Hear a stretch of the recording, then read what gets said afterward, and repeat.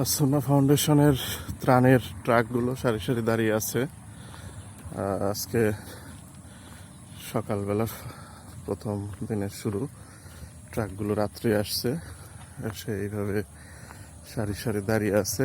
আর ভলেন্টিয়ারগুলো এখন চারিদিক থেকে আসা শুরু করছে।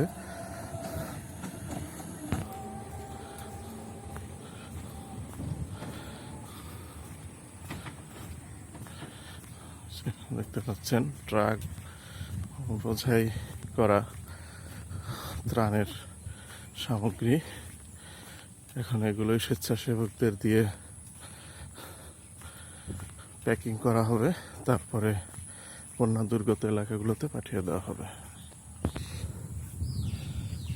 পানির বোতল আর হচ্ছে আসুন্না মাদ্রাসা ফাউন্ডেশনের মাদ্রাসা মাঠটা পুরো ভর্তি হয়ে যায় মানুষজনে।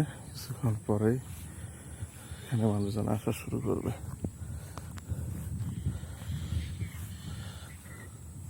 পানির বোতল দেখতে পাচ্ছেন, পানির বোতল এখানেও রাখা।